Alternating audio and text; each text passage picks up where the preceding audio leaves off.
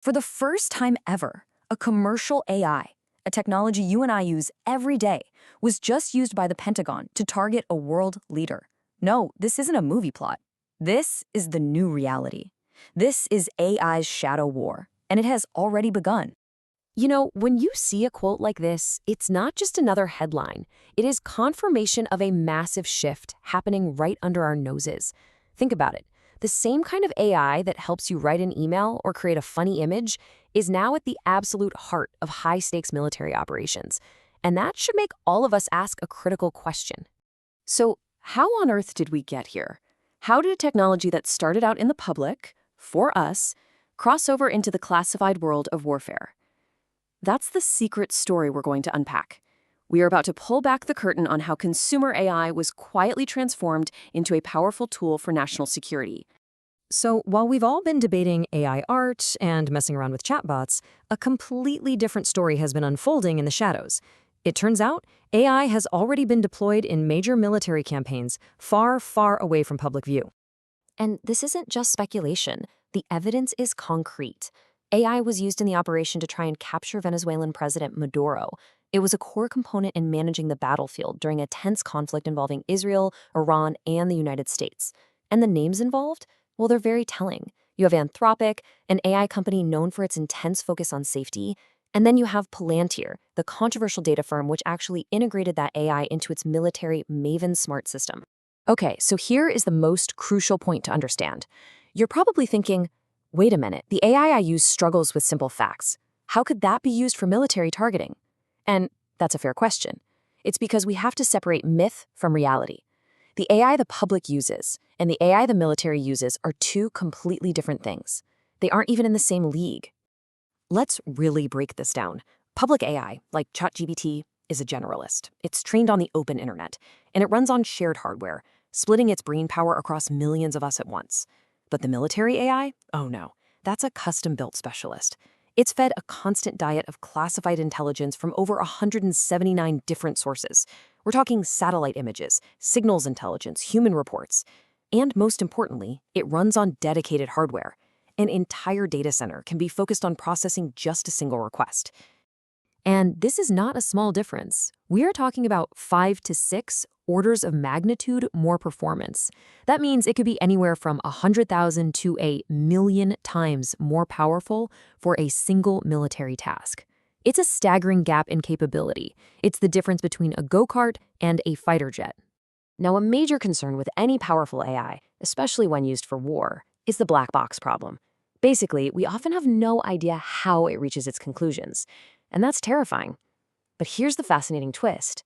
Anthropic, the company that built this military AI, has also been a pioneer in trying to crack open that black box to mathematically map the AI's internal logic to make it more controllable and, theoretically, more ethical.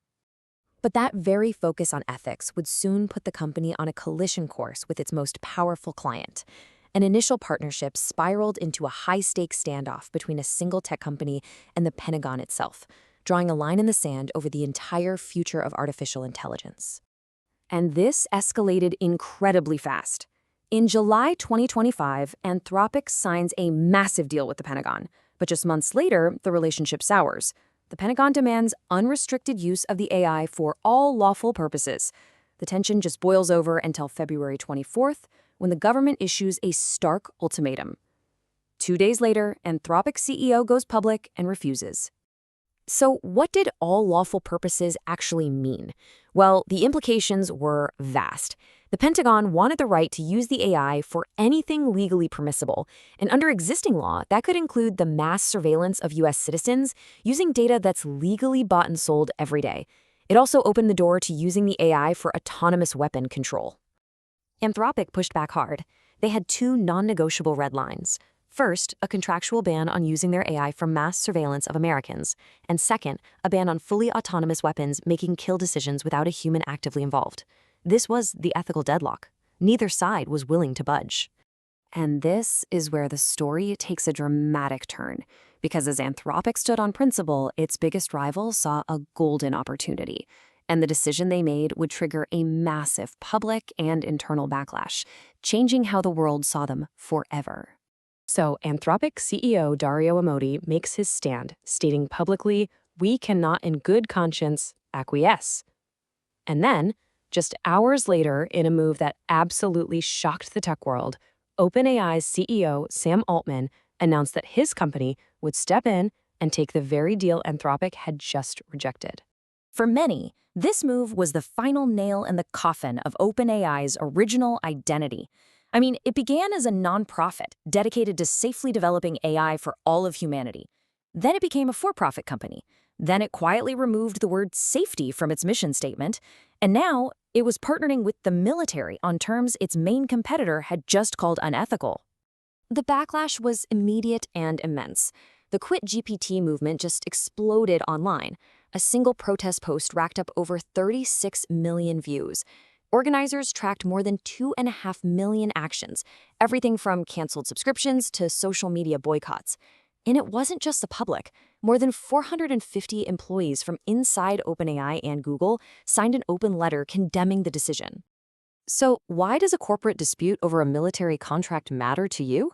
Because the same underlying technology and the same legal arguments are now being used to justify surveillance systems that could affect every single one of us, turning the technology of the battlefield into a tool for your own street. And let's be crystal clear, the Pentagon's plan wasn't about illegal hacking. It was about using AI to analyze vast troves of personal data that are legally purchased from commercial data brokers. Your data is a commodity, and right now, the government is a customer. And what kind of data are we talking about? It's everything, from your phone's location history and your web browsing habits to your financial information and even your political affiliation. All of this is bundled together and sold, creating a detailed profile of your life, just waiting to be analyzed by an AI. Now let's add another layer. We are entering an era of pervasive, always-on cameras. They aren't just on street corners anymore. They're being integrated into devices we wear right on our faces, like smart glasses. And here's the frightening connection. What if those cameras could do more than just record? Meta is developing a feature for its Ray-Ban glasses called Name Tag. A wearer could simply look at you, and an AI would identify you in real time. You don't even have to own the glasses to be identified by them.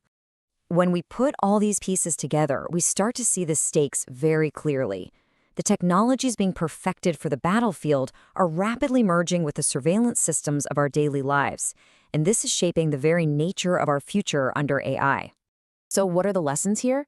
First, the real power and the real risk isn't with the chatbots we use, but with these vastly more capable military-grade systems. Second, we're witnessing a fundamental conflict between AI safety principles and national security demands. And finally, the greatest risk of all is the convergence of these two worlds, where battlefield tech meets everyday surveillance. This leaves us with one profound question. In this new era, who gets to draw the line? Is it the tech companies, the government, or is it us? The battle for the future of AI isn't happening in some distant lab. It's happening right now, and the outcome is going to define the balance between security and freedom for a generation to come. And you can be sure we'll be tracking how these power dynamics unfold.